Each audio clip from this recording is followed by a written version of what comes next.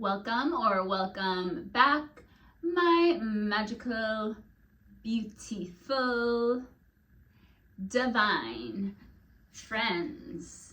My name is Carrie. I am a yoga teacher, a spiritual growth coach. I am here to anchor the light and raise the vibration of humanity.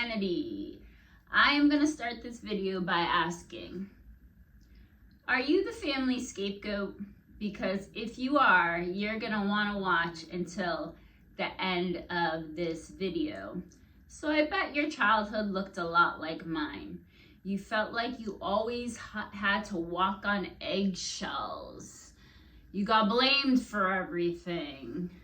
Your parents took their anger out on you, the rage. You know, there was a lot of manipulation. We had a lot of gossip, right? Stuff like this.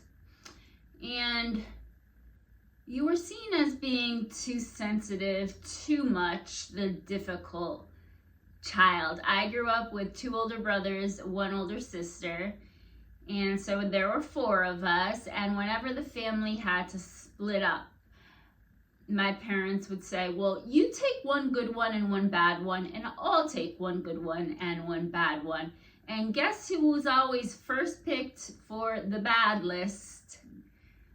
On our way to church and where my grandmother lived, we used to drive by this pest control place, and my parents would always say, we're gonna drop you off there. Okay, so as these scapegoats, as we grow up, this can really impact our mental health. We have a lot of self-doubt, a lot of self-esteem issues, never feeling good enough. This often leads to maladaptive coping. So things like substance abuse, alcohol, it could be food, gambling, or maybe even shopping. And the other big thing as we grow up as scapegoats, this often affects our grown-up relationships. So we often choose partners that replicate the invalidation that we were getting in childhood.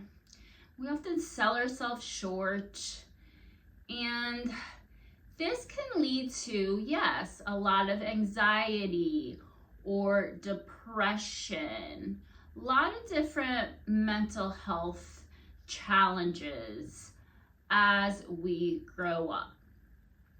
And you need to realize this is because you most likely grew up with parents who were emotionally and psychologically stunted, and they were projecting onto you. But as kids, we really take that in, and what we end up doing, we blame ourselves. It's this constant self-blame. And I want you to realize something. These people are not going to change, but we can change, right? We don't have to get stuck in this guilt, this feeling of never allowing ourselves to become our full selves because we weren't allowed to be that in childhood. So hopefully now as we grow up, we can take our power back. Perhaps you do get into a relationship where your partner shows you how you are supposed to and how you deserve to be loved. And you say, wait a minute, perhaps you're doing the inner child healing work and you just want to protect that inner child and give them the love that they needed in childhood that they did not receive. Or perhaps, and if you do have these mental health issues, you go to therapy and you find a good therapist. And this was my situation, although I was also doing the inner child healing at the time. I had a therapist actually have to tell me, as a grown woman, what you experienced in childhood was not okay. It was not your fault. And you are still being abused. So we eventually come to the point where we say, enough is enough. And this is where we take our power back. So we become really good at either setting really firm boundaries with our family of origin, or, as in my case, we cut ties completely with the family of origin. And this isn't always easy, right? I definitely went through a grieving process at first, but after a while, you get really good at it and it becomes actually really easy. And you kind of think to yourself, why didn't I do this a long time ago? So this is where we start taking our power back and realize the gifts we have from being the scapegoat. So maybe you were even able to find meaning and purpose in that pain and suffering you endured during your childhood. We are really good, guys, at trusting our guts.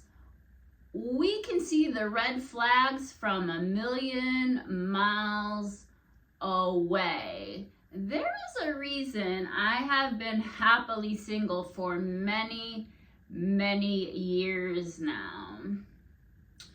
You know, we also have this empathy and this grace, and we can offer that now to other people. We become advocates, right? For people that are bullied. We often become light workers. So there's this great quote by Rumi, and it says, "The wound is where the light enters."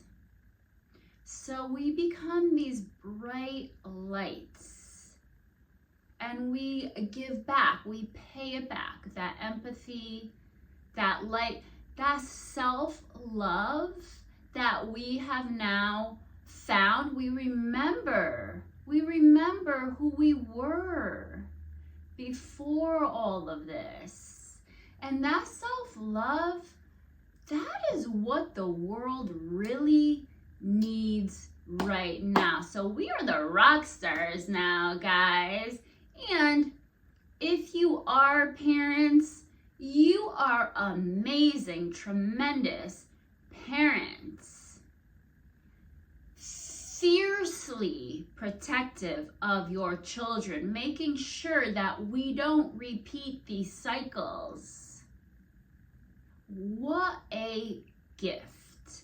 So I'd like to say again, if you were a scapegoat or are a scapegoat, once a scapegoat, always a scapegoat, it's very helpful to get the help through therapy, EMDR. Get your mental health help, and then use it as a gift. Use your gifts. Shine your light. That is what the world truly needs right now. So often the scapegoat then becomes black sheep. In my case, I am now the villain in their story. But you know what? I'm okay with that. I'm actually kind of proud of that, because I choose me.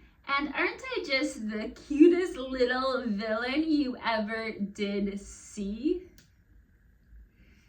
So that's what I got for you guys today. Please let me know if this was helpful, if it resonated with you at all, if you are also the cutest little villain that your family ever did see. Don't forget to subscribe, smash the like button, leave me a comment, or guys, just leave an emoji so I can see who's watching. Share this with a friend.